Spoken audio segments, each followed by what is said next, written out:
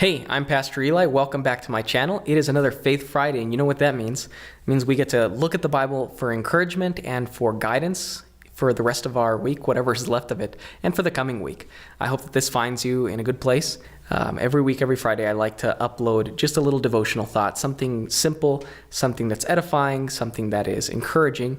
But enough about that. I want to get right into this little Bible thought.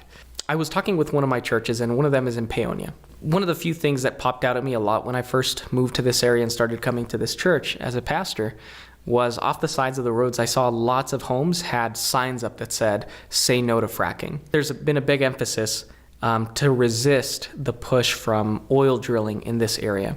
And part of the reason for that, a big part of the reason, or the main reason I would say, seems to be a fear of polluting the water system that is here. This area of Colorado relies heavily on water, specifically from local water.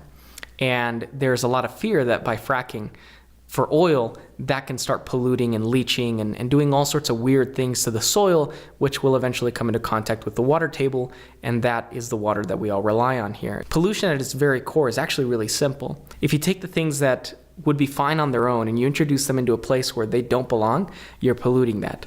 Take, for example, if you had some hot cocoa and you decided to grab some dirt and throw it in there. Don't try that, please.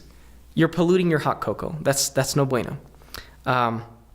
Likewise, in our spiritual lives, we can do a lot of polluting to our spiritual existence and not even know about it. So I want to come to the Bible here, and I want to focus on something that I think is kind of encouraging and that has a lot of insight as to how to keep myself from polluting myself or from polluting my spiritual life. And it's found in Isaiah chapter 56, verse 2. It says, "Blessed is the man that doeth this, and that son of man that layeth hold on it, that keepeth the Sabbath from polluting it, and keepeth his hand from doing any evil." Chapter 56 and 55 are kind of talking about God's idea of righteousness. And one of the things that it talks and it touches briefly on is the idea of the Sabbath. No matter where you land in the discussion of the Sabbath or Sunday or what day it is, take some time to remember to rest. Here specifically, the Bible is saying, "Blessed is the man that doeth this, and the son of man that layeth hold on it, that keepeth the Sabbath from polluting it, and keepeth his hand from doing evil." I think that God is telling me in this passage, at least I felt that he was, that we should stop polluting the Sabbath with our worries and with our concerns and with the things that just don't belong there. It's a day of rest. It's a day to relax, to be at peace with God, and to be at peace with ourselves and the world around us.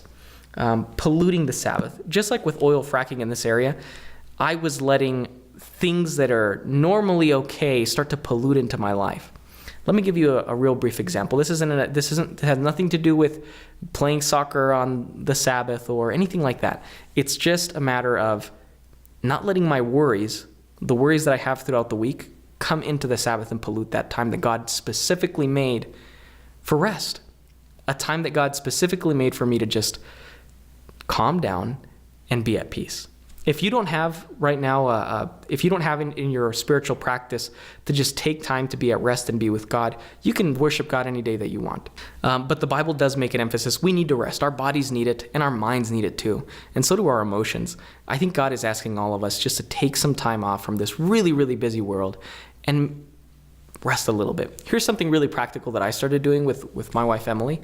I made this little, I didn't make a box. I grabbed a little container, and I call it the worry box. Write down your worries on a note card and put it in that box, and know that that worry is going to stay there. It's not your problem that day. It's not your problem for those 24 hours or however long it is that you dedicate time to God. Just put it in God's hands for one day. I promise you it'll be there when you get back. And if it's not, then maybe it wasn't worth worrying about to begin with. But leave it there. I started leaving it there, and I did this with Emily last week, and it was nice. You know, after the Sabbath was over for me, I went and I picked up my worries again. But during that day, any time that the idea popped into my head or I started to worry about certain things, I said, nope, not today. Today I have permission from God to rest. Not just permission, but an actual command. So I really encourage you, try it. Let me know in the comments how it's worked for you, if it's worked for you, and just how have you noticed your connection to God on that day. That's my encouragement to you.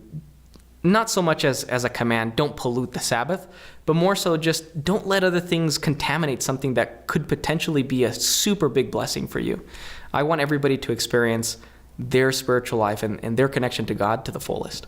And I think that part of that is by taking deliberate steps to push other things that might crowd your time with Jesus and just push those away. You can make the same application when you're having your devotionals in the morning. You can make the same application when you are doing your daily prayers. Turn off your phone. Don't let that pollute your time with Jesus, whatever day it is. For me, I just thought it was really practical to do it specifically for when I keep the Sabbath. I hope that this has found you blessed, and if it hasn't, I hope that it's been a blessing to you. I pray that this will be an encouraging thought, and I look forward to sharing more with you next week. Guys, thanks for tuning in, and of course, if you want to see more and you want to stay updated, hit the subscription button, and I will see you next week. Bye.